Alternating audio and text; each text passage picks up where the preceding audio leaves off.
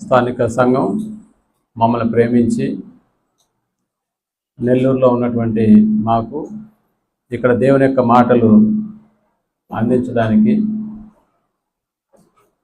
వారు మాపై చూపిన ప్రేమను బట్టి మరొకసారి స్థానిక సంఘానికి మరియు సువార్థికులకు మా హృదయపూర్వక ధన్యవాదాలు తెలియజేస్తూ తండ్రి అయినటువంటి దేవునికి ఎప్పుడు కూడా మనం కృతజ్ఞతాస్తుతులు చెల్లించబద్దులమై ఉన్నాం.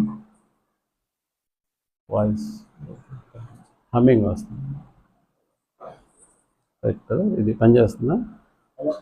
లేదు, ఓకే, రైట్. ఇక్కడ మిమ్మల్ని అందరినీ కలుసుకోవడం మాకు ఎంతగానో చాలా సంతోషంగా ఉంది, ఆనందంగా ఉంది. నేను మీలో కొంతమందికి తెలుసుంటాను, కొంతమందికి తెలియకపోయి ఉండొచ్చు. ఎందుకంటే చాలా సంవత్సరాల క్రితం ఉదయగిరి ప్రాంతంలో సోదరులు ప్రెంచలయ్య గారి యొక్క ఆధ్వర్యంలో నడుస్తున్నటువంటి స్థానిక సంఘంలో నేను వచ్చేవాడిని. మరి ఈరోజు మమ్మల్ని సోదరులు సమాధానం రాజు బ్రదర్ మమ్మల్ని ఇక్కడికి ఆహ్వానించిన రీతిని బట్టి మిమ్మల్ని కలుసుకోవడానికి తండ్రి అయినటువంటి దేవుడు మాకు అవకాశాన్ని అనుగ్రహించాడు. మరి మిమ్మల్ని అందరినీ చూసినప్పుడు చాలా ఆనందంగా ఉంది. ఎందుకంటే చక్కటి పరిచర్యలో భాగంగా మీరందరూ ఒక ఐకమత్యాన్ని కలిగినటువంటి వారుగా దేవుని యొక్క కార్యక్రమాల్లో చక్కగా మీరు పాల్గొంటున్నటువంటి రీతి మేము ఇక్కడ చూస్తున్నప్పుడు చాలా బాగా మాకు అర్థమవుతుంది. మరి ఈరోజు దేవుని యొక్క మాటల్లో కొన్ని భాగాలను మనం ఆలోచన చేద్దాం. మీరు ప్రతి నెల 2వ శనివారం ఈ రీతిగా కలుసుకొని దేవుని యొక్క మాటలను వినడానికిని గ్రహించడానికిని అలా ఉందో లేదో పరిశీలన చేయడానికిని మీరందరూ ఈ రీతిగా కూడుకుంటున్నారన్న సంగతి విన్నప్పుడు చాలా ఆనందం వేసింది. నిజంగా పరిశుద్ధులు అన్న పదం కంటే పరిశోధకులైన పరిశుద్ధులు అన్న పదం ఇక్కడ వారికి సరిపోతుందని నేను భావిస్తూ ఉన్నాను. ఎందుకంటే మనకు తెలుసు బెరయ సంఘస్థులు ఎలాంటి వారంటే వారు ప్రతిదినము లేఖనాలను పరిశీలించేటటువంటి వాళ్ళు. అందుకనే దేవుడు వారిని ధన్యులు అనేటటువంటి పదంతో వాడారు. ఇక్కడ మనకు తెలుసు దేవుని యొక్క వాక్యాన్ని పరిశీలించి చదువుకోండి అనేటటువంటి పదం కూడా మనకి యెషయా గ్రంథంలో మనకు కనిపిస్తుంది. ఏ విషయాన్నైనా మనం అర్థం చేసుకోవాలన్నప్పుడు పరిశీలనాత్మకమైనటువంటి దృష్టితోనే పరిశీలనాత్మకమైనటువంటి దృష్టితోనే మనం పరిశీలన చేస్తేనే చాలా అద్భుతమైనటువంటి విషయాలు మనకు అర్థమవుతాయి. సాధారణంగా స్థానిక సంఘాల్లో అరిసి చెప్పేటటువంటి వాళ్ళు మనకు కనిపిస్తారు. కానీ అర్థమయ్యేటట్టు చెప్పేటటువంటి వాళ్ళు ఎవరైనా ఉంటారా అంటే అది చాలా తక్కువ అన్న సంగతి మనం జ్ఞాపకం చేసుకోవాలి. నిజంగా స్థానిక క్రీస్తు సంఘాలలో అరిచి ఎక్కడ వాక్యాన్ని చెప్పరు, అర్థమయ్యేటట్లే చెప్తారు. ఎందుకంటే మనం అర్థం చేసుకోవడానికే ఇక్కడ మనం కూడుకొని ఉన్నాం. అర్థం లేకుండా వ్యర్థమైనటువంటి మాటలు మనం పలకడం వలన మన సమయం వృధా అయిపోతుంది. దేవుని యొక్క అనుకున్నటువంటి లక్ష్యాన్ని మనం పూర్తి చేసుకోలేకపోవచ్చు. అందుకని మనకు తెలుసు దైవ గ్రంథాన్ని అవసరాన్ని బట్టి ఎన్నో సంగతులు మనం మాట్లాడుకోవచ్చు. ప్రతి సంగతిని గురించి దైవ జ్ఞానం మనకు బోధిస్తూ ఉంటుంది. అది జన్మదినమా, లేకపోతే మరణదినమా, లేకపోతే ఇంకేదైనా కార్యక్రమం, ఏ కార్యక్రమాన్ని గురించి అయినా కూడా దైవ గ్రంథం మనకి ఆయా సందర్భాలను బట్టి ఆయా సంగతులు మనకు తెలియజేస్తూ ఉంటుందన్న సంగతి మనకు తెలుసు. అయితే మీరు చక్కగా వాక్యాన్ని నేర్చుకుంటూ ఉన్నారు.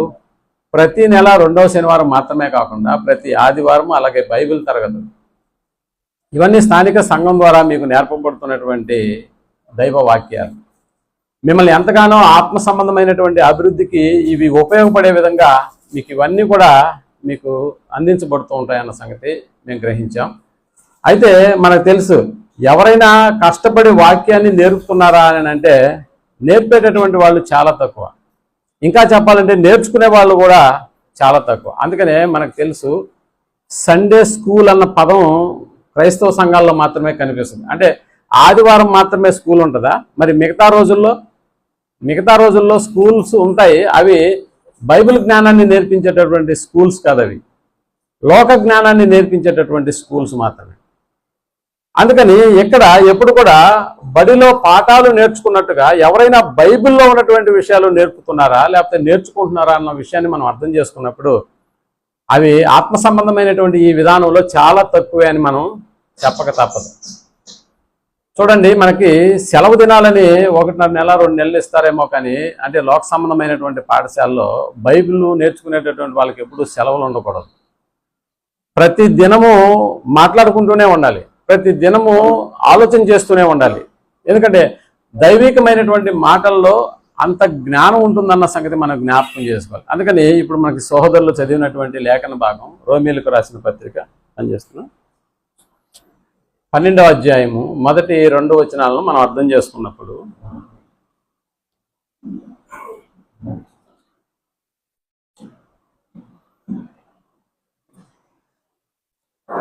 వాయిస్ వెనకాలలో కూడా వినిపిస్తుందా?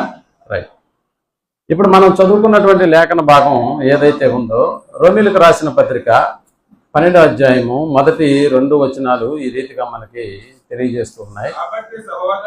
కాబట్టి సహోదరులారా, పరిశుద్ధమును దేవునికి అనుకూలమగు సజీవ యాగముగా మీ శరీరములను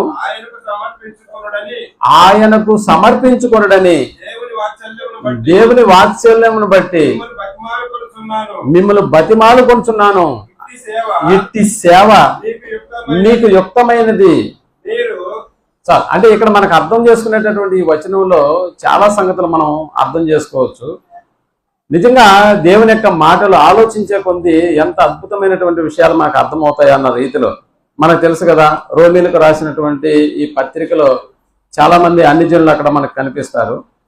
అందుకనే ఈ విషయాన్ని చెప్పేటప్పుడు ప్రారంభంలో ఏర్పాటు చేయబడినటువంటి వాళ్ళు ఇశ్రాయేలులని, నిజంగా ఆ తర్వాత పిలువబడినటువంటి వాళ్ళుగా అన్ని జనులు అనేటటువంటి పదాన్ని అక్కడ ఆయన ఉపయోగిస్తూ, ఇటు అన్యులతో మాకు సంబంధం ఏందని ఇశ్రాయేలు అనుకున్నప్పుడు, ఇంకా చెప్పాలంటే వాళ్ళు అన్యులు, మేము పిలువబడినటువంటి వారము. కాబట్టి దేవునికి ఎవరయ్యా ముఖ్యులని అంటే ఇశ్రాయేలు అయినటువంటి మేమే, మాకే వాగ్దానాలు మావి, నిబంధనలు మావి అని చెప్పుకునేటటువంటి ఇశ్రాయేలు ప్రజలు ఉన్నారు. లేక దేవుడు మమ్మల్ని పిలిచాడు కాబట్టి మేము ఇందులోకి వచ్చామని అన్ని జనుల యొక్క ఆలోచన. ఈ 2 వర్గాలను మనం రోమా పత్రికలో మనం గమనించుకుంటే వీళ్ళిద్దరిని ఉపయోగించుకుని దాదాపుగా 11 అధ్యాయాల సారాంశం మనకు అక్కడ కనిపిస్తూ ఉంటుంది. అందుకనే 11వ అధ్యాయం చివరి వచనాల్లో, అంటే 34వ వచనాన్ని, అదే రోమీయులకు రాసిన పత్రిక 11వ అధ్యాయం 34వ వచనాన్ని, అందుకని ఇన్ని విధాలుగా ఉన్నటువంటి ఇశ్రాయేల్ గురించి కావచ్చు, లేకపోతే అన్ని జనుల గురించి కావచ్చు, అక్కడ మాట్లాడి ఒక ఫైనల్ కన్క్లూషన్ కి వస్తున్నట్టుగా పౌలు గారు ఈ విషయాన్ని చెప్తున్నాడు. ప్రభువు మనస్సును ఎరిగిన వాడెవడు, ఆయనకు ఆలోచన చెప్పిన వాడెవడు అని ముందుగా ఆయనకి ఇచ్చి ప్రతిఫలము పొందగలిగినటువంటి వాడు ఎవడు అన్నటువంటి ప్రశ్నతో, అంటే దేవుని యొక్క మనస్సును ఎరిగినటువంటి వాడు ఎవడు అన్నదాన్ని వివరణ చేస్తూ 12వ అధ్యాయం 1వ వచనంలో కాబట్టి సహోదరులారా అని మాట్లాడతాం. అంటే కాబట్టి అన్న ఈ పదం వెనకాల 11 అధ్యాయాల సమాచారం ఉందన్నమాట. అంటే మనం కూడా చూడండి, ఎన్నో సంగతులు మాట్లాడి ఇక చివరిగా నేను చెప్పేది ఏంటంటే అన్నట్టుగా, అంటే కాబట్టి అనేటటువంటి పదం వెనకాల 11 అధ్యాయాల సారాంశాన్ని మనం ఆలోచన చేసినప్పుడు, ఒకవైపు ఇశ్రాయేలీలు, మరొక వైపు అన్యజనులు. ఇశ్రాయేల్ ఏమో మేము ఏర్పరచబడినటువంటి వారము, దేవుడు మాకు దేవుడు, అన్యులకు కాదు అని చెబుతూ అక్కడ ఏదైతే డీవియేషన్ గా అక్కడ పౌలు గారు వాళ్ళతో మాట్లాడుతూ ఇప్పుడు ఇద్దరిని కలుపుకొని ఒక విషయాన్ని తెలియజేస్తున్నాడు. ఇటు అన్యులకు బోధించినటువంటి సమాచారం ఉంది, ఇటు ఇశ్రాయేలుకు బోధించిన సమాచారం 11 అధ్యాయాల్లో ఉంది. ఇప్పుడు ఇద్దరిని కలిపి చెప్తున్నటువంటి మాట కాబట్టి సహోదరులారా అంటున్నాడు. అంటే ఇక్కడ సహోదరులు అంటే బైబిల్ గ్రంథంలో మనకు కనిపించేది అటు అన్యులు ఇటు ఇశ్రాయేలు, వారిని ఉద్దేశించి చెప్తున్నటువంటి మాట అది. సో ఇక్కడ కూడా మనం కూడా సహోదరులమే. మరి ఏ రకమైనటువంటి సహోదరులం మనం అంటే, ఇక్కడ ఇశ్రాయేలు ఎవరైనా ఉన్నారా అంటే ఎవరు లేరు. కానీ ఇక్కడ ఉన్నటువంటి వాళ్ళమైనటువంటి మనము అన్యులమే. కాబట్టి ఈ సహోదరులారా అన్న పదంలో మనం కూడా ఇందులో వర్తిస్తామా అంటే ఖచ్చితంగా ఇందులోకి మనం చేరతామన్న సంగతి మనకు బాగా తెలుసు.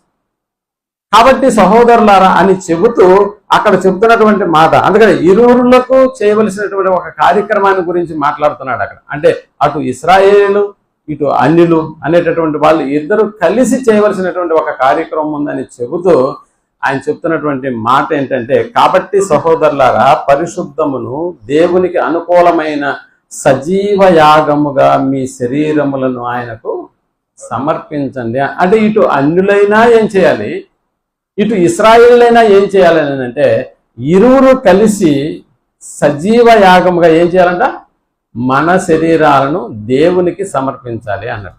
ఈ శరీరాన్ని గురించి నేను ప్రత్యేకంగా చెప్పాల్సినటువంటి అవసరత లేదు, ఎందుకంటే ఈ శరీర నిర్మాణం ఎలా జరిగిందో కూడా మీకు తెలుసు. నేల మట్టిని తీసుకున్నాడు, ఒక ఆకారాన్ని దేవుడు నిర్మించాడు, ఆ ఆకారంలో జీవవాయువును ఊదగా నరుడు జీవాత్మైనాడు. ఆ తర్వాత ఇదిగో ఆదాముకు గాఢ నిద్ర కలుగజేశాడు, ఎముకల్లో నుంచి ఒక ఎముక, మాంసంలో నుంచి మాంసము, నరుల్లో నుండి తీయబడింది కనుక నారి అనేటటువంటి పదాన్ని అక్కడ వాడాడు. అంటే దీన్ని బట్టి ఈ శరీర నిర్మాణాన్ని జరిగించింది ఎవరు అని మనం ఆలోచించగలిగితే, తండ్రి అయినటువంటి దేవుడే ఈ శరీర నిర్మాణాన్ని జరిగించాడు. అంటే ఇక్కడ మనం ఆలోచించవలసినటువంటి ఈ విషయం, ఏ మనుషుడి వల్ల కూడా ఈ శరీర నిర్మాణం జరగదు అన్న సంగతి మనకు బాగా తెలుసు.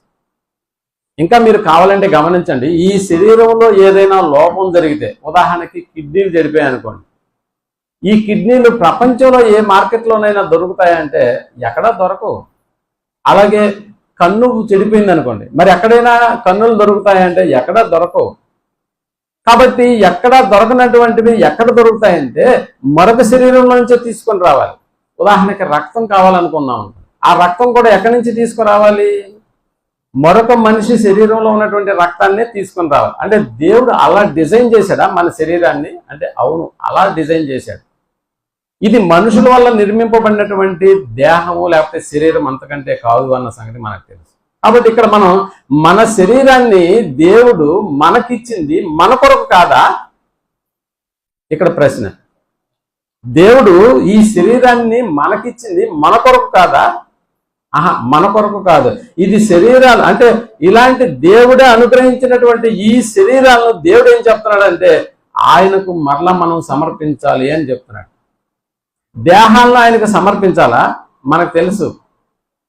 ఈ దేహం అనేటటువంటి దాని గురించి మాట్లాడుకున్నప్పుడు ఇది మన కొరకే కాదు, ఇది దేవుడే మనకి తయారు చేసి లేకపోతే నిర్మించి ఈ దేహాలను మనకి ఇచ్చాడన్న సంగతి మనకు అర్థమైపోయినప్పుడు, ఇక్కడ ఇచ్చినటువంటి ఈ శరీరం మనకి ఇచ్చాడు కదా, ఓ 60-70 సంవత్సరాలు మనం బ్రతకడానికి దీనికి మనకి ఇచ్చాడు కదా, మరి ఇచ్చినట్టే ఇచ్చి మళ్ళీ ఎందుకు అడుగుతున్నాడు ఆయన? అది ఎలా అడుగుతున్నాడు? సజీవ యాగముగా సమర్పించండి అనేటటువంటి పదం మనకు కనిపిస్తుంది. అంటే బ్రతికున్నప్పుడే ఈ శరీరాన్ని దేవునికి ఇవ్వాలా? బ్రతికున్నప్పుడే ఇవ్వాలనే కదా సజీవ యాగముగా. అంటే మరణించిన తర్వాత మీరు చూడండి, మరణించిన తర్వాత ఏ జంతువు కళేబరానికైనా కొంత రేటు ఉంటుందేమో, కానీ మానవ కళేబరానికి మాత్రం రేట్ అనేది ఉండదు. అంటే మరణించిన తర్వాత ఈ శరీరం అసలు ఉపయోగపడుతుందా అంటే లేదు. అప్పటి వరకు పెట్టిలో పెట్టి ఇంకా ఎంతసేపు అవుతుంది ఎత్తుబడికి అన్నట్లుగానే మనం మాట్లాడతాం. అంటే తీసుకెళ్ళిపోండి అన్నట్టుగా. అప్పటి వరకు బయటపడి ఏడ్చినటువంటి భార్య కూడా ఆ శవాన్ని ఉండించుకోవడానికి ఇష్టపడదు. కాబట్టి ఒక రకమైనటువంటి ఏడుపులు, కుటుంబ సభ్యుల యొక్క ఆర్తనాదాలు ఇవన్నీ కనిపిస్తాయి. దీని వెనకాల ఏంటంటే ఇక్కడ ఉంచమనే దాని అర్థం కాదు, త్వరగా తీసుకెళ్ళిపోండి అన్నట్లుగా. అంటే మరణించిన తర్వాత ఈ దేహం ఎవరికి ఉపయోగపడదు, కానీ ఇప్పుడు బ్రతుకున్నప్పుడే ఎవరికి కావాలని దేవుడు తెలియజేస్తున్నాడు అంటే సజీవ యాగముగా మీరు దేవుడైనటువంటి నాకే సమర్పించాలి అనేటటువంటి మాట ఇందులో మనకు కనిపిస్తుంది. అటు ఇశ్రాయేలులకైనా ఇటు అన్యులకైనా కూడా ఈ శరీరాన్ని దేవునికి సమర్పించాలి, అది బ్రతుకున్నప్పుడే సమర్పించాలి అని అన్నాను. కాబట్టి ఇక్కడ మనం ఆలోచన చేస్తే అంటే ఈ శరీరాన్ని దేవుడు మనకి ఇచ్చింది, మరలా ఇది మన దగ్గర ఉండడం ఆయనకు ఇష్టం లేదా అంటే నిజంగా ఆయనకు ఇష్టం లేదనే కాదు, ఆయనకు కావాలన్నట్లుగానే ఆయన నిర్మించినటువంటి ఈ దేహం ఇది ఆయన సొంతం ఎప్పుడు కూడా. కాబట్టి ఇలా మనం ఇంతకీ ఆయన ఏం చేసుకుంటాడు? ఒకవేళ మన దేహాన్ని కానీ సజీవ యాగంగా ఇస్తే దీనివల్ల దేవునికి ఏదైనా ఉపయోగం ఉంటుందని అంటే, అందుకనే మనకు తెలుసు శరీరాన్ని దేవుడు ఇచ్చి మళ్ళీ ఆయన ఎందుకు అడుగుతున్నాడు అన్న సంగతి చాలా మందికి అర్థం కావట్లేదు. మనం కూడా అప్పుడప్పుడు చూడండి, పిల్లలకు స్కూల్కి వెళ్ళేటప్పుడు కూడా డబ్బులు ఇస్తూ ఉంటాం. కొంతమంది పిల్లలు దాన్ని జాగ్రత్తగా దాచిపెట్టుకుంటూ ఉంటారు. కొన్నిసార్లు బ్రదర్ ఇది వాయిస్ మనం ఇచ్చినటువంటి డబ్బుల్నే మళ్ళీ తిరిగి మనం పిల్లల్ని అడుగుతూ ఉంటాం. అలా అడిగినప్పుడు వాళ్ళు మనకి ఇవ్వడానికి కొంతమంది ఇష్టపడతారు, మళ్ళీ మనకి ఇవ్వడానికి కూడా ఇష్టపడరు. అంటే ఓ 10 రూపాయలు ఇచ్చినటువంటి తండ్రి తన బిడ్డను ఒక 5 రూపాయలు ఉంటే ఇవ్వరా అని అడిగినప్పుడు ఆడు ఇవ్వడానికి ఇష్టపడ్డాడు, ఆడు వెనక్కి పెట్టుకుంటాడు డబ్బులు కూడా. అంటే ఇక్కడ తండ్రి ఎందుకు అడుగుతున్నాడు ఆ డబ్బుల్ని? ఆ దగ్గర ఉన్న డబ్బులని కాజేయడానిక? ఒకవేళ ఆ బిడ్డ ఇష్టపడి పోనీలే ఈ ఇచ్చింది కూడా నాన్నే కదా అని మళ్ళా తిరిగి వాడు 5 రూపాయలు కాదు నాన్న ఇచ్చిన 10 రూపాయలే ఇచ్చాడు అనుకున్నాం. ఒకవేళ మళ్ళా నాన్న ఆ బిడ్డకు మళ్ళీ తిరిగి డబ్బులు ఇవ్వాలంటే ఆ 10 ఇస్తాడా? అంటే నాన్న దగ్గర డబ్బులు ఉండకపోయిన వల్ల ఏదో కొడుకు దగ్గర ఉన్నటువంటి డబ్బులు కాజేయాలన్న ఆలోచన అయితే కాదు కదా.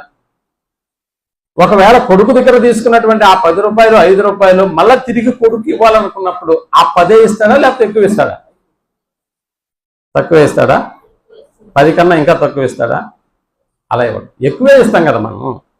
సో లోక సంబంధమైనటువంటి తండ్రిగా, లోక సంబంధమైనటువంటి బిడ్డగా నీకే ఇంత గొప్ప ఆలోచన ఉన్నప్పుడు మనల్ని కన్నటువంటి కన్న తండ్రి, మనకి దేహాన్ని ఇచ్చినటువంటి తండ్రి నిజంగా మనకి దేహాన్ని అడుగుతున్నాడు, మళ్ళా ఈ దేహాన్ని మళ్ళా మనకి ఇచ్చేదానికి ఇలాంటిదే ఇస్తాడా? అలా కాదు ప్రియమైనటువంటి వాళ్ళ. అందుకనే శరీరాన్ని ఇచ్చి ఎందుకు అడుగుతున్నాడు? ప్రపంచంలో ఈ సంగతి ఎవరికి తెలియకపోవడం వల్ల నిజంగా శరీరం అనేటటువంటి దాని గురించి ఆలోచన చేస్తున్నటువంటి ప్రతి వ్యక్తి కూడా ఇది చాలా గొప్పదండి అని అంటామా? అలా అనలేము. అందుకని శరీరాన్ని గురించి రాయబడినటువంటి మాట ఒకసారి యోహాను సువార్త 6వ అధ్యాయము 63వ వచనాన్ని మనం ఆలోచించగలిగాం. యోహాను సువార్త 6వ అధ్యాయము 63వ వచనాన్ని మనం ఆలోచన చేసినప్పుడు ఒక చక్కటి మాట మనకి ఇక్కడ, అదిగో ఆత్మయే జీవింప చేయుచున్నదే అన్నాడు. ఆత్మయే జీవింప చేయుచున్నదే, శరీరము కేవలం. ఇప్పుడు చెప్పండి, మనం ధరించుకున్నటువంటి ఈ శరీరాలు ప్రయోజనకరమైనటువంటివా అంటే కాదు. అందులో ఉన్నటువంటి ఆత్మ మాత్రమే. ఆత్మయే జీవింప చేయనది, శరీరము కేవలము నిష్ప్రయోజనము అన్నాడు. అంటే ఇప్పుడు నిష్ప్రయోజనమైనటువంటి శరీరము, అంతే కదా, నిష్ప్రయోజనమైనటువంటి శరీరాన్ని దేవుడు అడుగుతున్నాడు.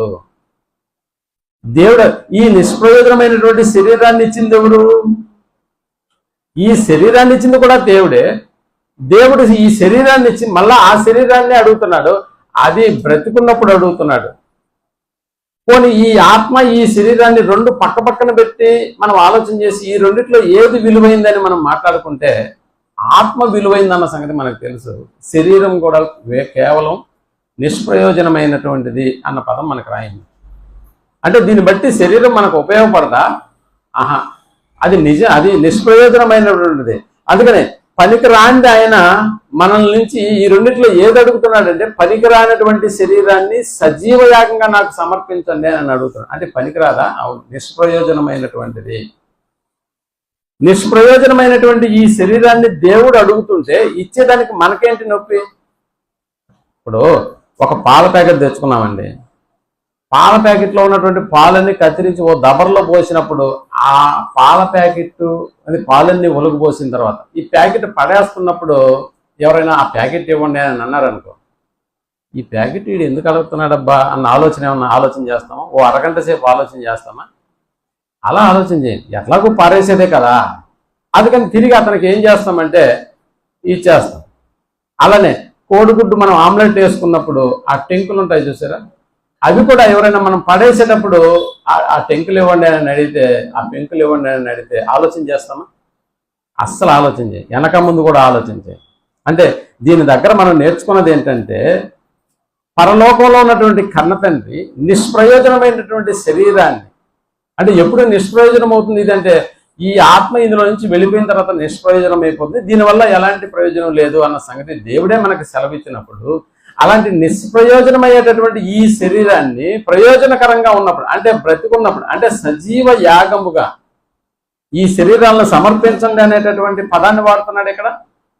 అంటే ఈ శరీరం మనకు ఉపయోగపడదా అంటే మరణించిన తర్వాత ఎలాగో ఉపయోగపడదు కదా. అందుకని దేవుడు బ్రతికున్నప్పుడే వీటిని కోరుకుంటున్నాడా? అవును. అంటే మన దగ్గర ఉన్న ఈ శరీరాన్ని ఎలాగైనా కాజేయాలన్నది దేవుని యొక్క ఉద్దేశం కాదు ప్రియమైనటువంటి వాళ్ళ. అందుకనే దేవుడు మనల్ని ఈ శరీరాన్ని అడుగుతున్నాడంటే దేవుడు దీని విషయంలో ఏదో మనకి మేలు చేయడానికి. నేను నాకు చెప్పాను కదా, ఓ తండ్రి తన పిల్లవాడి దగ్గర ఓ 5 రూపాయలు 10 రూపాయలు తీసుకున్నప్పుడు తిరిగి మళ్ళా అదే తండ్రి ఆ పిల్లవాడికి ఇచ్చేటటువంటి ఆ 10 రూపాయలే అతడు లెక్క పెట్టి ఎవడు ఇదిగోరా ఇందాక నువ్వు ఇచ్చిన 10 మళ్ళా నీకు నేను ఇచ్చేస్తున్నాను అని లెక్క పెట్టి ఎప్పుడు ప్రేమటువంటి వాళ్ళు. ఎందుకంటే తన బిడ్డ అడగంగానే తాను ఇచ్చినటువంటివే కాదంటలేదు, అందులో నుంచే మళ్ళీ తీసి ఇస్తున్నప్పుడు అలా ఇచ్చినావు అందుకని నిన్ను ప్రేమించి ఇంకా నేను ఎక్కువే ఇస్తానని ఓ 100 రూపాయలు కూడా ఇచ్చేటటువంటి అవకాశం కూడా లేకపోలేదు.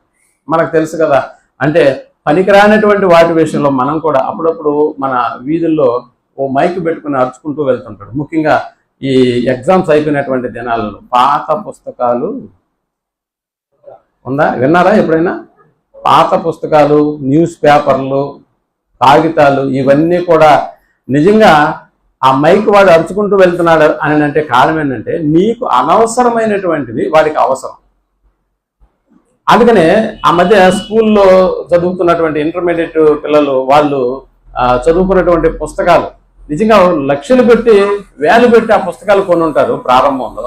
ఎగ్జామ్స్ రాసిన తర్వాత మీరు చూడండి పిల్లలు బస్సులో వాటిని చించేసి చిత్తు కాగితాలుగా పడేస్తూ ఉంటారు. అంటే ఎగ్జామ్స్ అయిపోయినాయి కదా, ఇక పాస్ అయిపోతే ఆడు మళ్ళా మరొక క్లాస్కి వెళ్ళిపోతాడు. ఈ సంగతి మనకి బాగా తెలుసు. పోనీ అలాగని చెప్పి అప్పటి వరకు చదువుకున్నటువంటి పుస్తకాలు ఏం చేయాలి? అందుకని నేను అప్పటి వరకు వాళ్ళు వేలు పెట్టి కొన్నటువంటి పుస్తకాలను తీసుకెళ్ళి ఓ సెకండ్ హ్యాండ్ బుక్ షాప్లో నేను అడిగినప్పుడు వీటి ఖరీదు ఎంతో ఇవ్వండి అని అంటే ఇవి దేనికి పనికిరావు సార్, కాటాకైతే పనికి వస్తాయి, ఇదిగో ఈ కాటా కేజీ 8 రూపాయలు అని అన్నాను. అంటే అందుకు కూడా పనికిరావా? 8 రూపాయల?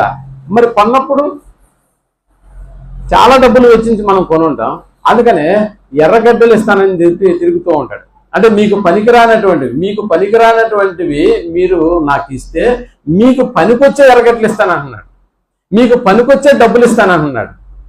పనికిరానటువంటి వాడు అడుగుతున్నాడు, వాడికి ఇచ్చిన తర్వాత మనకి పనికొచ్చే వస్తువులను మనకి ఇస్తున్నాడు.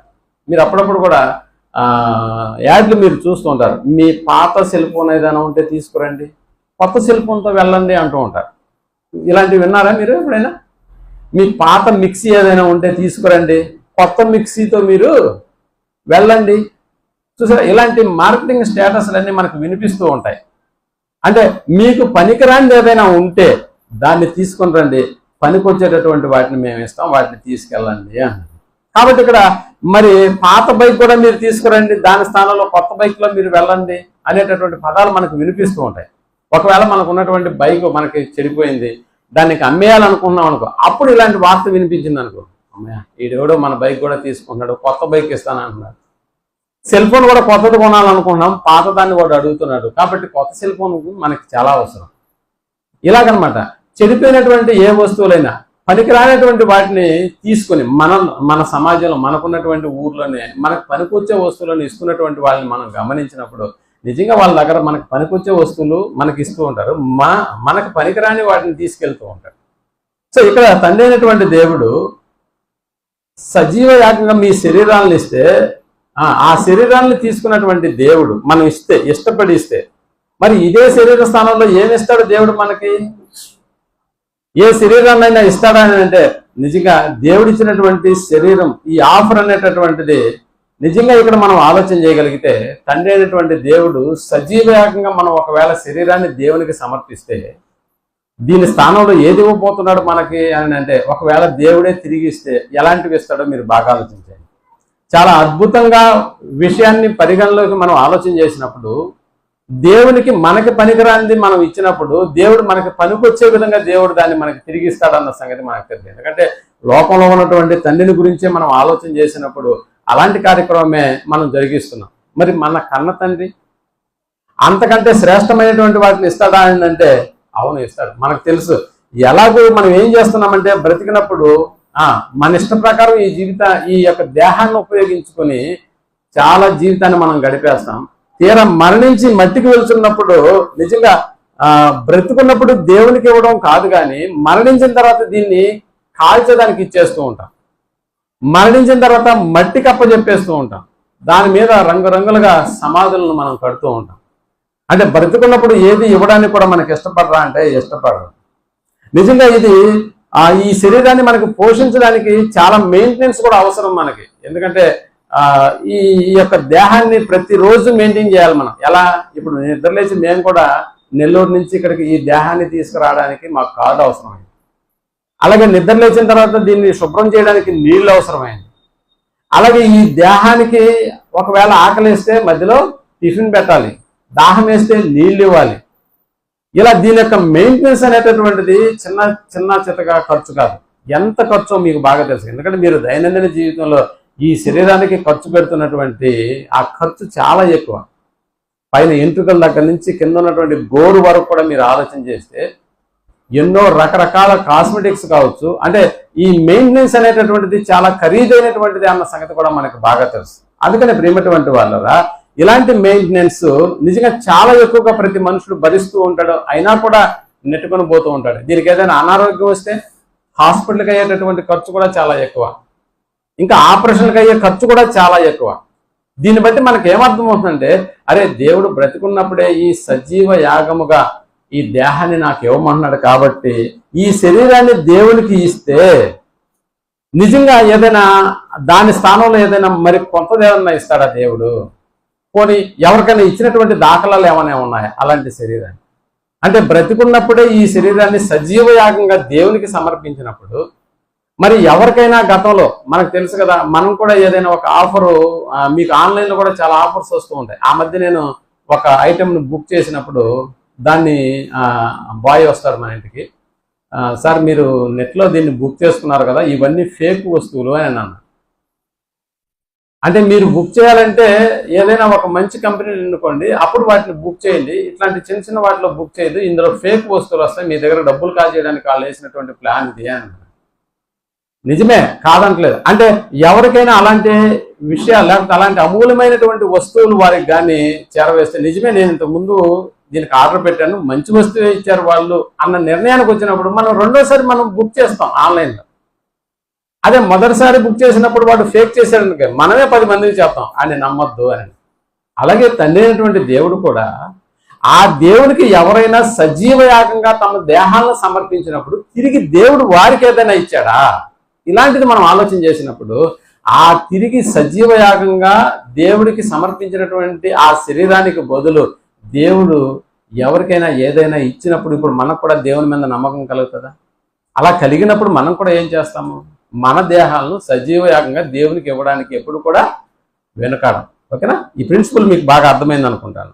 ఇప్పుడు సజీవ యాగంగా దేవునికి సమర్పించేటటువంటి కార్యక్రమం, సమర్పించినటువంటి వ్యక్తిని అడుగుదాం పోయి. అలా అడిగినప్పుడు ఆయన సమర్పించినటువంటి దాన్ని మనం పరిశీలన చేసినప్పుడు తిరిగి ఆయన పొందినటువంటి ఆ శరీరం ఎలా ఉంటుందో ఒక్కసారి మనం లేఖనాల్లోకి వెళ్ళి అపోస్తుల కార్యక్రమం 1వ అధ్యాయము 10వ వచనాన్ని మనం ఆలోచన చేసినప్పుడు చాలా అద్భుతమైనటువంటి విషయాన్ని దేవుడు మన కొరకు ఇక్కడ రాయించాడు. 10వ వచనాన్ని మనం చదువుతున్నాం. ఆయన వెళ్ళుచుండగా వారు ఆకాశము వైపు తేరి చూచుతూ ఉండిరి. ఇదిగో ఎవరు వెళ్తున్నారు ఇక్కడ? యేసు ప్రభుల వారు తిరిగి లేచి వెళ్తున్నాడు. ఇప్పుడు ఇద్దరు వాళ్ళకు వచ్చి ఏం చెప్తున్నారు? నిలచి గలిలయ మనుషులారా మీరెందుకు నిలిచి ఆకాశం వైపు, అంటే అప్పటి వరకు ఆకాశం వైపు వీళ్ళు చూడలేదు, అప్పుడు ఎందుకు చూస్తున్నారు ఆకాశం వైపు అంటే అక్కడ ఉన్నటువంటి యేసు ప్రభుల వారి యొక్క శరీరము మేఘాల మీద కొనుక్కోబడతా ఉంది. అంతేనా? మేఘాల మీద. అంటే యేసు ప్రభుల వారు తన్ను ఆయనేనని గుర్తుపట్టడానికి 40 దినాలు మన మధ్య, మళ్ళా ఇది తిరిగి లేచిన తర్వాత 40 దినాలు మన మధ్య ఉండి నేను ఆయననే అని చెప్పడానికి అనేక రుజువులను చూపించిన తర్వాత ఇదిగో ఓ సమావేశ మందిరానికి సంబంధించి ఆయన ఆకాశమునకు మేఘారూఢై వెళ్ళిపోయి, అంటే మేఘములు వచ్చి తీసుకెళ్తున్నాయా? ఈరోజు అంతరిక్షంలోకి వెళ్ళాలంటే ఓ రాకెట్ అవసరమై ఉంది. అందుకనే సునీత విలియమ్స్ కొంతమంది శాస్త్రవేత్తలు కూడా ఎంతో డబ్బు ఖర్చు పెట్టుకుని అంతరిక్షానికి వెళ్తున్నారు. బట్ అంతరిక్షం ఆవలో ఉన్నటువంటి ఆ ఉన్నతమైనటువంటి లోకానికి దేని ద్వారా వెళ్తున్నాడు యేసుప్రభుల వారంటే అక్కడ ఇవ్వబడినటువంటి శరీరము మహిమా శరీరము. అలాంటి శరీరం ఎలా ఉందంటే మేఘాలు తీసుకెళ్తున్నాయి. అంటే మేఘాలే చాలా సున్నితంగా ఉంటాయి, చాలా తేలిగ్గా ఉంటాయి. వాటికన్నా సున్నితమైనటువంటి దేహం. అంటే ఇక్కడ యేసుప్రభుల వారి యొక్క దేహం ఎలా మార్చబడిందో మనకు అర్థమైతే అలా మార్చబడ్డానికి గల కారణం ఏంటంటే అంతకుముందు యేసుప్రభుల వారికి కూడా ఎలాంటి శరీరం ఉంది? ఈ కార్యక్రమం జరగక ముందు ఎలాంటి శరీరం ఉంది? మనలాంటి శరీరమే ఉందా? మనలాగే ఆకలి, మనలాగే దాహం, మనలాగే అనేక దైనందిన కార్యక్రమాలు ఏదైతే ఈరోజు నువ్వు శరీరాన్ని ఉపయోగించి జరిగిస్తున్నావో అవన్నీ కూడా యేసుప్రభుల వారు అనుభవించినటువంటి దినాలే. ఆయనకు దుఃఖం, ఆయన పడినటువంటి కష్టం, ఖాళీ నడకన నడిచినటువంటి అనేక ప్రాంతాలు, బోధించినటువంటి బోధలు, వీటన్నింటినీ దేంతో జరిగించాడు యేసుప్రభుల వారంటే శరీరంతో జరిగించాడు అన్న సంగతి. అంటే ఇక్కడ మనం అనుకున్నాం కదా, సజీవ యాగంగా శరీరాలను దేవునికి సమర్పిస్తే ఆ సమర్పించినటువంటి శరీరాలకు బదులుగా ఇప్పుడు దేవుడు ఏమిస్తున్నాడు అన్న సంగతిని మనం జ్ఞాపకం చేసుకున్నప్పుడు యేసు ప్రభుల వారు ఆయన బ్రతికున్నప్పుడే సజీవ యాగముగా తన శరీరాన్ని దేవునికి సమర్పించాడా? ఒకవేళ సమర్పించకపోతే తిరిగి లేచేవాడు కాదు, తిరిగి లేచినా ఇలాంటి దేహము ఉండేటటువంటిది కాదు. కాబట్టి సజీవ యాగంగా దేవునికి తను తాను సమర్పించుకున్నాడు. కాబట్టే యేసు ప్రభుల వారు తిరిగి లేచినప్పుడు కూడా మీరు గమనించండి, శిష్యులందరూ తలుపులు వేసుకుని, ఎక్కడ మేము శిష్యులు అంటే మళ్ళా రోమా సైనికులు వచ్చి మమ్మల్ని అరెస్ట్ చేస్తారేమో అన్న ఆలోచనతో వాళ్ళు తలుపులు గట్టిగా గడేసుకుని పెట్టుకున్నప్పుడు కూడా తలుపు మూసున్నా కూడా లోపలికి వచ్చింది ఎవరు? యేసు ప్రభుల వారే. అంటే అప్పుడు ఉన్నటువంటి దేహం, ఇప్పుడు ఉన్నటువంటి ఈ మానవ దేహం నిజంగా యేసు ప్రభుల వారు ఆ మరణించి తిరిగి లేచిన తర్వాత ఇదే దేహం ఎలా మారిపోయిందని అంటే, నువ్వు తలుపు వేసున్నా లోపలికి రాగలిగేటటువంటి సామర్థ్యాన్ని దేవుడు ఇందులో ఇచ్చాడా? ఇచ్చాడు. ఇంకా పౌలు గారి యొక్క మాటల్లో మనం ఆలోచించగలిగితే 1 కొరింథీయులకు రాసిన పత్రిక 15వ అధ్యాయము 42వ వచనాన్ని మనం ఆలోచించగలిగితే, 1 కొరింథీయులకు రాసిన పత్రిక 15వ అధ్యాయము 42వ వచనాన్ని మనం మృతుల పునరుత్థానమును అలాగే అన్నాడు. మృతుల పునరుత్థానమును అలాగే శరీరము, ఇదిగో బాగా చూడండి, మన శరీరము క్షయమైనదిగా విత్తబడి అక్షయమైనదిగా లేపబడును అన్నాడు. క్షయమైనదిగా విత్తబడి క్షయమైనది అంటే క్షయమైపోవడం అంటే అంతర్ధానం అయిపోవడం. అక్షయమైనది అంటే దానికి ఇంకా ఎలాంటి నాశనం ఉండదు. అందుకనే క్షయమైనదిగా విత్తబడి అక్షయమైనదిగా లేపబడును. ఘనహీనమైనదిగా అంటే ఇప్పుడున్నటువంటి మన దేహము క్షయమైపోయేటటువంటిది. ఇంకా చెప్పాలంటే ఘనహీనమైనటువంటిది. ఇంకా చెప్పాలంటే ఈ దేహాన్ని గురించి మాట్లాడుతూ ఘనహీనమైనదిగా విత్తబడి మహిమ కలదిగా లేపబడును అన్నాడు. మహిమ కలదిగా లేపబడును, బలహీనమైనదిగా విత్తబడి బలమైనదిగా లేపబడును. అంటే బలహీనమైన శరీరము, ఇంకా చెప్పాలంటే ఘనహీనమైనటువంటి శరీరము, ఇంకా చెప్పాలంటే క్షయమైపోయే శరీరము. ఈ శరీరాన్ని గురించి ఈ పదాలన్నీ మీరు ఒక వైపున రాసుకొని, ఈ పదాలన్నీ నేడు మనం కలిగి ఉన్నటువంటి ఈ శరీరానికి సంబంధించినటువంటివి. ఇలాంటి శరీరాన్ని నువ్వు దేవునికి సమర్పిస్తే, ఇది బ్రతికున్నప్పుడే, మరణించిన తర్వాత ఎలాగో మట్టికి అప్పగిస్తాం, అది వేరే సంగతి. బట్ బ్రతికున్నప్పుడే ఈ దేహాన్ని నువ్వు ఉపయోగించి దేవుని యొక్క కార్యక్రమాల్లో దీన్ని కానీ నువ్వు బాగా నలగొట్టేసి దేవుని యొక్క కార్యక్రమాల్లో ఈ శరీరంతో చేయగలిగినటువంటి ప్రతి దాన్ని నువ్వు చేయగలిగితే, ఇదిగో దీనికి ఒకానొక దినం, దీనికి దినం చేయాల్సినటువంటి పరిస్థితి ఏర్పడినప్పుడు మన పరిస్థితి అలా ఉండదని చెప్పాడు. అందుకనే బలహీనమైనదిగా విత్తబడి బలమైనదిగా అన్నాడు. ఇంకా ప్రకృతి సంబంధమైనదిగా విత్తబడి ఆత్మ సంబంధమైన శరీరముగా లేపబడును. అది ప్రకృతి సంబంధమైన శరీరము ఉన్నది కనుక ఆత్మ సంబంధమైన శరీరము కూడా ఉన్నది అన్నాడు. అంటే ఇప్పుడు ప్రకృతి సంబంధమైన శరీరం అంటే ఇప్పుడు మనం ధరించుకున్నటువంటి ఈ శరీరం, దీనికి చాలా మెయింటెనెన్స్ అవసరం అని మీకు ఇంతకు ముందే చెప్పాను. కానీ ఆత్మ సంబంధమైన శరీరము కూడా ఉన్నదని అంటే ఉందా లేదా? ఆత్మ సంబంధమైన శరీరం కూడా ఉంది. ఇప్పుడు యేసు ప్రభుల వారు ఏ సంబంధమైన శరీరాన్ని ధరించుకుని తిరిగి లేచాడు? ఆత్మ సంబంధమైనటువంటి శరీరాన్ని ధరించుకుని తిరిగి లేచాడు. పోనీ ఆ శరీరానికి మెయింటెనెన్స్ ఉందా? మెయింటెనెన్స్ ఉందా? లేదు. దానికి ఆకలి ఉండదు, దప్పిక ఉండదు, అసలు ఆ శరీరానికి మెయింటెనెన్సే ఉండదు.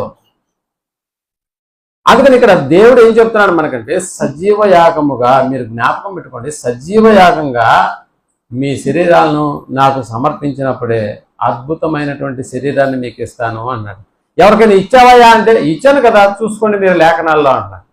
ఎవరికి ఇచ్చాడు అని మనం లేఖనాలను పరిశీలన చేసినప్పుడు మన రక్షకుడైనటువంటి యేసు ప్రభువుల వారికి ఆ దేహాన్ని ఇచ్చినట్టుగా మనకు అర్థం. అందుకనే శిశువులు తలుపులు వేసుకుని ఉన్నా కూడా తలుపులు తీయకుండా నేను లోపలికి వెళ్ళినటువంటి పరిస్థితి మనకు కనిపిస్తుంది.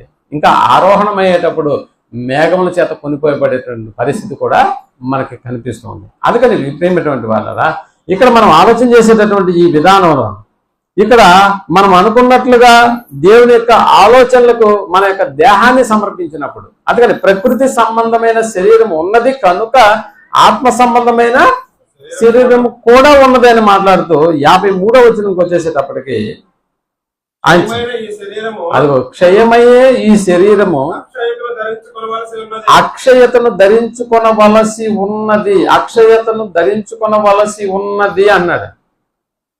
అంటే క్షయమైపోయే ఈ శరీరము అక్షయతను ధరించుకోవాల్సి ఉంది కాబట్టి క్షయమైపోయే ఈ శరీరాన్ని ఉపయోగించుకొని ఇప్పుడు 12వ అధ్యాయం 1వ వచనం రోమీయులకు రాసిన పత్రికలో మనం అర్థం చేసుకున్నటువంటి భావం ఏంటంటే, ఇప్పుడు అర్థమవుతున్నా అటు ఇశ్రాయేలు అయినటువంటి మీరు వాగ్దానాలు మావి అంటున్నారు, దేవుడు మా దేవుడే అని అంటున్నారు. బట్ అన్ని జనులు దేవుడు మమ్మల్ని పిలుచుకున్నాడు కాబట్టి మేము ఇందులోకి వచ్చామని ఎవరి ఇష్టానుసారంగా వాళ్ళు ప్రవర్తన చేస్తూ ఉన్నటువంటి దినాల్లో పౌలు గారు చెప్తున్నటువంటి మాట ఇది.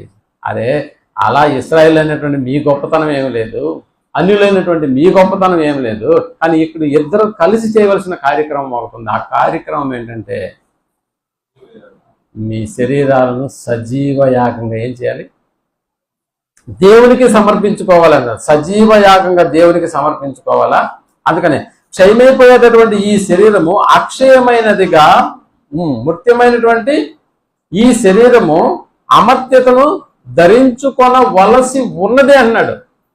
కాబట్టి ఈ గ్రేట్నెస్ ఆఫ్ బాడీకి సంబంధించి ఏదైతే మనం పొందబోతామో దాన్ని దృష్టిలో పెట్టుకొని ఇప్పుడు ఉన్నటువంటి ఈ శరీరాన్ని ఉపయోగించి ఎన్ని కార్యక్రమాలు, దైవ కార్యక్రమాలు మనం చేయొచ్చు చూడండి. అందుకని ఒకసారి మనం ఫిలిప్పీలకు రాసిన పత్రిక 3వ అధ్యాయం 11వ వచనాన్ని మనం ఆలోచించగలిగితే, ఫిలిప్పీలకు రాసిన పత్రిక 3వ అధ్యాయం 11వ వచనాన్ని, ఏ విధము చేతనైనను మృతులలో నుండి నాకు పునరుత్థానము కలగవలెనని ఆయన మరణ విషయములో సమానమైనటువంటి అనుభవము కలవాడనై ఆయనను ఆయన పునరుత్థాన బలమును ఎరుగు నిమిత్తమును ఫిలిప్పీ 3:21 3:21 సారీ 3వ అధ్యాయం 21 ఫిలిప్పీలకు సమస్తమును తనకు లోపర్చుకొన జాలని శక్తిని బట్టి 3:21 రైట్ చదవండి రైట్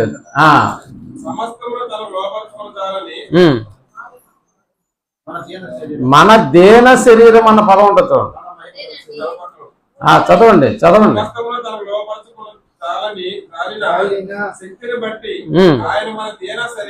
అది మన దేన శరీరము అంటున్నాడా, మన దేన శరీరమును తన మహిమ గల శరీరమునకు సమరూపము గలదానిగా ఏం చేస్తాడంట, మార్చును, కన్వర్షన్ అవబోతుంది. ఎవరి సమానంతో సమానమైనటువంటి శరీరం అని చెప్తున్నాడు ఇక్కడ యేసు ప్రభుల వారి యొక్క మళ్ళా చదవండి, మన దేన శరీరము, మన దేన శరీరమును తన మహిమ గల శరీరమునకు సమరూపమైన గలదానిగా మార్చును అన్నాడు. అంటే ఇప్పుడు యేసు ప్రభుల వారికి ఏ శరీరాన్ని అయితే నేను ఇచ్చానో మహిమ గల శరీరం, అలాగే శరీర సంబంధమైనటువంటి ఈ శరీరాన్ని కలిగి జీవిస్తున్నటువంటి మన జీవితంలో మనం కలిగి ఉన్నటువంటి ఈ జీవముతో ఉన్నటువంటి ఈ శరీరాన్ని సజీవ యాగంగా దేవునికి సమర్పిస్తే ఆల్రెడీ నేను ఒక ఆయనకి ఇచ్చేస్తున్నాను, ఆయనే మన రక్షకుడైనటువంటి యేసు ప్రభుల వారు. ఇప్పుడు మీరు కూడా అలాంటి శరీరాన్ని మీరు కానీ నాకు సమర్పిస్తే మీకు ఎలాంటి శరీరాన్ని ఇస్తాను, మీరు ఆయన్ని చూసుకోండి అన్నారు. కాబట్టి ఆయన శరీరానికి సమరూపమైనటువంటి దానిగా ఇప్పుడు మనకున్నటువంటి శరీరాన్ని కూడా ఏం చేస్తాను అన్నాడు, మారుస్తాను అన్నాడు. మారుస్తాను. మొదటి యోహాను రాసిన పత్రిక 3వ అధ్యాయం మొదటి యోహాను రాసిన పత్రిక 3వ అధ్యాయం 2వ వచనాన్ని మనం ఆలోచించగలిగితే, ప్రియులారా ఇప్పుడు మనము దేవుని పిల్లలమై ఉన్నాము, మనము ఇక ఏమవుదుమో అని ఇంకా ప్రత్యక్ష పడలేదు. కానీ ఆయన ప్రత్యక్షమైనప్పుడు ఎవరు ప్రత్యక్షమవుతున్నారు? యేసు ప్రభుల వారు ప్రత్యక్షమవబోతున్నారు. అలా ప్రత్యక్షమైనప్పుడు ఆయన ఉన్నట్లుగానే ఆయన ఉన్నట్లుగానే ఆయనను చూతుము. కనుక అదిగో ఆయనను నువ్వు పోలి ఉంటావు. ఎవరిని పోలి ఉంటాం? ఇక్కడ యేసు ప్రభుల వారిని మనం పోలి ఉంటాము అన్న సంగతి మనకి ఇక్కడ జ్ఞాపకం వస్తుంది. ప్రేమటువంటి వాళ్ళ ఇప్పుడు ఆలోచన చేయండి. ఈ యొక్క శరీరాన్ని ఇచ్చినటువంటి తండ్రి అయినటువంటి దేవుడు ఈ శరీరానికి అవసరమైనటువంటి వాటన్నిటినీ కూడా దేవుడే అనుగ్రహిస్తున్నాడు. ఇలాంటి శరీరాన్ని మనకిచ్చి మళ్ళీ ఇదే శరీరాన్ని మనల్ని అడుగుతున్నాడంటే ఈ శరీరాన్ని కాజేయడానికి కాదు ప్రేమటువంటి వాళ్ళు. దీనికన్నా ఓ ఉన్నతమైనటువంటి దేహాన్ని మనకి ఇవ్వడానికి దేవుడు ఎప్పుడు కూడా సిద్ధంగా ఉన్నాడు. మనకు తెలుసు కదా, దేవుడు ఏదో మాయ చేసి మతలబు చేసేసి మన దగ్గర ఉన్న శరీరాన్ని కాజేయాలనుకునేటటువంటి వాడా అంటే కాదు. ఆయన అబద్ధమాడుటకు మనిషి స్వభావం లాంటి వాడు కాదు. ఆయన అబద్ధం ఆడడం అనేటటువంటిది ఆయనకు తెలియదు. అందుకని దేవుడు ఫలానా చెప్పాడు కానీ ఇంతవరకు ఆయన చేయలేదు అనేటటువంటి పదాలు ఏమన్నా మనకు కనిపిస్తాయా దేవుని విషయంలో అంటే ఎప్పుడు కూడా అలాంటి పదాలు మనకు కనపడవు ప్రేమటువంటి వాళ్ళ. ఎవరికైనా ఆయన ఇచ్చి చేయకుండా ఉన్నాడా? అబ్రహాంకి మాట ఇచ్చాడు. పోనీ అలాగని చెప్పి అబ్రహాము మరణించిన తర్వాత నేను అబ్రహాంకి కదా మాట ఇచ్చింది, ఇప్పుడు ఆయన లేడులే అని చెప్పి జరిగించుకున్నా ఉన్నాడా? ఒకసారి మీరు ఆలోచన చేయండి. దేవుని యొక్క ఆలోచనలు ఎంత సక్రమంగా, మనుషుల పట్ల ఆయనకు ఉన్నటువంటి తలంపులు, మనుషులను ఆయన ఎంతగా ప్రేమిస్తున్నాడు అన్న సంగతిని జ్ఞాపకం చేసుకొని ఇదిగో బ్రతికున్నప్పుడు ఈ దేహాన్ని సజీవయాగంగా దేవునికి సమర్పిస్తే రాబోయేటటువంటి ఉన్నత లోకానికి అవసరమైనటువంటి దేహాన్ని మనకి అందుబాటులో దేవుడు ఉంచాడన్న సంగతి మనం జ్ఞాపకం చేసుకోవాలి. అంటే రాబోయేటటువంటి లోకం దేవుడు ఆ ఉన్నతమైనటువంటి పరలోకానికి అనుకూలమైనటువంటి దేహం అన్నమాట. యేసు ప్రభువుల వారికి కూడా అనుగ్రహించింది అదే. అందుకనే ఆ దేహానికి మెయింటెనెన్స్ అనేటటువంటిది కూడా లేదు, ఆకలి ఉండదు. ఆ లోకంలోకి వెళ్ళినప్పుడు ఆ లోకం యొక్క పరిస్థితులు ఎలా ఉంటాయో కూడా మనకు తెలుసు. అక్కడ బాధ, దుఃఖము, ఏడ్పు ఇవన్నీ కూడా ఉండవు అన్న సంగతి. మీరు అనుకోవచ్చు ఈ దేహం నాది కదా, అంతా నా ఇష్టమే అని. ఒకవేళ నువ్వు అనుకొని అంతా నీ ఇష్ట ప్రకారంగానే ఈ దేహంతో నీకు ఇష్టం వచ్చినట్లు జరిగించుకో, దాని యొక్క ఫలితం వేరుగా ఉంటుందన్న సంగతి మనకు తెలుసు కదా. ఇద్దరి జీవితాలను యేసు ప్రభువుల వారు బ్రతికున్నప్పుడు వాళ్ళు మరణించిన తర్వాత కూడా వాళ్ళిద్దరి జీవితాల గురించి మనకు రాయించారు. ఎవరు వాళ్ళిద్దరు? ధనవంతుడు ఒకడుండెను, లాజరు ఒకడుండెను అన్న పదం రాస్తూ వీళ్ళిద్దరు బ్రతికున్నప్పుడు జీవితాల గురించి మనతో రాయించాడు. అలాగే వీళ్ళు మరణించిన తర్వాత వీళ్ళ యొక్క జీవితాలను కూడా మనం ముందుంచాడు. ఒకసారి మనం లూకా రాసిన సువార్త 16వ అధ్యాయంలోకి మనం వెళ్ళినప్పుడు అక్కడ మనకు కనిపించేటటువంటి ఈ వాస్తవమైనటువంటి విషయం, ఇదేదో ఏదో కథలాగా చెప్పాడని మాత్రం మీరు భావించవద్దు. ఎందుకంటే అక్కడ మనకు తెలిసి వాళ్ళ పేర్లు కూడా ప్రస్తావించదు. ధనవంతుడు అన్న పదం అయితే వాడాడు కానీ పేరు వాడలేదు. బట్ లాజర్ అనేటటువంటి ఆ దేహం కలిగి ఉన్నటువంటి లాజర్ గురించి కూడా మాట్లాడాడు. కాబట్టి ఇక్కడ ఇద్దరు జీవితాలు బ్రతికున్నప్పుడు ఎలాగున్నాయా అంటే ధనవంతుడు తనకు ఇవ్వబడినటువంటి ఈ దేహంతో తన ఇష్టం వచ్చినట్టు బతికాడు, అంతేనా? తన ఇష్టం వచ్చినట్టు బతికాడు. బట్ లాజరు అలా బ్రతకలేదు. ఎందుకని మనకి వీళ్ళిద్దరి యొక్క దేహాల గురించి ఎందుకు ఇక్కడ మనం ప్రస్తావన చేస్తున్నామంటే అదే 16వ అధ్యాయం 24వ వచనాన్ని మనం ఆలోచించగలిగితే ఇక్కడ ఒక అద్భుతమైనటువంటి విషయాన్ని అబ్రహాం గారు తెలియజేస్తున్నారు. తండ్రివైన అబ్రహామా, అదిగో నా యందు కనికరపడి తన వేలి కొలను నీళ్ళల్లో ముంచి తన నాలుకను చల్లార్చుటకు లాజర్ను పంపు అన్నాడండి. అంటే ఇప్పుడు ఒక వేదన వేడుకున్నాడు. తండ్రివైన అబ్రహామా అన్నాడు. తండ్రివైన అబ్రహామా, ఆ లాజర్ను పంపించాయా, ఇక్కడ నరక యాతన పడుతున్నాను, ఆడొచ్చి ఒక నీటి కొనను నా నాలుక మీద చల్లార్చుటకు పంపించు అని అంటున్నాడు. అందుకు అబ్రహాం గారు చెప్తున్నటువంటి మాట చూడండి, ఇది మన జీవితాలకు కూడా కరెక్ట్ గా సరిపోయేటటువంటి వాక్యం. అందుకు అబ్రహాము, కుమారుడా నీవు నీ జీవిత కాలమందు, అంటే దాని అర్థం ఏంటో తెలుసా? ఈ దేహాన్ని కలిగి జీవించినటువంటి కాలం అది 60 సంవత్సరాల, లేకపోతే 70 సంవత్సరాల, లేకపోతే 20 సంవత్సరాల, 30 సంవత్సరాల, ఈ సంవత్సర కాలాన్ని గురించి ఇక్కడ మాట్లాడుతూ, నా కుమారుడా, నీవు నీ జీవిత కాలమందు నీకిష్టమైనట్టు సుఖము అనుభవించావు అన్న పదం రాస్తాను. నీకిష్టమైనట్టు సుఖం ఈ లోకంలో అనుభవించకూడదా? ఎవడు ఈ రోజు నువ్వు 1 కేజీ మటన్ తెచ్చుకొని వండుకోవడం నేరమా? ఈ లోకంలో నేరం అని నిన్ను ఎవడో అనడు. కానీ పరలోకపు చట్టం ఒకటి ఉంది. ఆ చట్ట ప్రకారం నువ్వు నీ ఇష్టం వచ్చినట్టు బ్రతకడం అనేటటువంటిది ఆ లోకపు చట్టంలో అది నేరంగా పరిగణించబడుతుంది అన్న సంగతిని ఇక్కడ అబ్రహాం గారు తెలియజేస్తున్నారు. అందుకనే ధనవంతుడికి చెప్తున్నటువంటి మాట, నా కుమారుడా, నీవు నీ జీవిత కాలమందు నీకిష్టమైనట్టు బ్రతికావు. అంటే ఈ లోకంలో మనం బ్రతుకుతున్నప్పుడు ఈ శరీరాన్ని ఉపయోగించుకొని మనకిష్టం వచ్చినట్టు బ్రతకకూడదా? మనకిష్టం వచ్చినట్టు బ్రతికితే దేవునికి ఏంటి నష్టమా? అవును. ఆ పరలోకానికి వెళ్ళేటటువంటి ఆ మహాభాగ్యాన్ని కలిగి ఉండే కదా ఇంతసేపు అయినా ఇక్కడ కూర్చొని ఉన్నాం. సోదరులు పిలవగానే ఈరోజు మనం వచ్చేసాం. అంటే మనకు ఒక లక్ష్యం ఉంది. ఆ లక్ష్యమే పరలోకం అని మనం అనుకుంటే, ఆ లోకానికి వెళ్ళేటటువంటి మనం ఈ లోకంలో ఎలా బ్రతకాలని చెప్తున్నాడు దేవుడు అని అంటే, నీకు ఇష్టమైనట్టు జీవించకూడదు అన్నాడు. ధనవంతుడు అలా చేశాడు కాబట్టి ఈ దేహాన్ని ఉపయోగించుకుని ఆడికి ఇష్టం వచ్చినట్టు చేశాడు. మనం కూడా చూడండి, ఆరాధన బ్రదర్ ఇక్కడ 10 గంటలకైనా ఆరాధన, 11కే 11 గంటలకి ఆరాధన అంటే 11:30కి వచ్చేటటువంటి వాళ్ళు ఉన్నారా? 11:30కి లేదు, అందరూ 11కే వచ్చేస్తారా? బహుశా అందరూ 11కే వచ్చేస్తారు. అంటే మొదటి పాట రెండవ పాట అయిపోయిన తర్వాత కూడా కొంతమంది వచ్చేటటువంటి గనులు ఉంటారు. అంటే వాళ్ళని అడిగినప్పుడు మనం నిజంగా అంతా నా ఇష్టమే ఏంటి అని అన్నప్పుడు నిజంగా అలాంటి జీవితాన్ని కలిగినటువంటి వాళ్ళు ఎదుర్కోబోయేటటువంటి పరిస్థితి చాలా ఘోరంగా ఉంటుంది ప్రియమైనటువంటి. అందుకనే దేవుని ఇష్టానుసారంగా ఈ లోకంలోకి వచ్చి బ్రతుకుతున్నటువంటి బ్రతుకులో కూడా మన రక్షకుడైనటువంటి యేసు ప్రభువు వారిని చూడండి, ఆయనకు అనుగ్రహించినటువంటి ఈ దేహాన్ని ఆయన ఉపయోగించి ఎంతగా కష్టపడ్డాడో మనకు తెలుసు కదా. నేను నా ఇష్టాన్ని నెరవేర్చుకుంటూ ఈ లోకంలోకి రాలేదు, నన్ను పంపిన వారి చిత్తము నెరవేర్చుటే నాకు ఆహారమై అయిందని కూడా ఆయన మాట్లాడుతున్నాడే. ఆయనను మాదిరిగా ఉంచుకున్నటువంటి జీవితం మంది, ఇంకా చెప్పాలంటే ఆయనను ధరించుకున్నటువంటి జీవితం మంది. క్రీస్తు యేసులోనికి బాప్తిసం పొందినటువంటి మీరందరూ క్రీస్తును ధరించుకుని ఉన్నారనేటటువంటి పదం మనకు సంబంధించింది కాదా? మరి అలాంటప్పుడు ఆయన జరిగించినటువంటి రీతి ఏందో మనకు అర్థమైపోయినప్పుడు, ఆయన తన చిత్తాన్ని నెరవేర్చుకున్నట్టు రాలేదని చెప్పినా కూడా మనం ఎందుకు మన చిత్త ప్రకారం ఈ లోకంలో జీవించడం?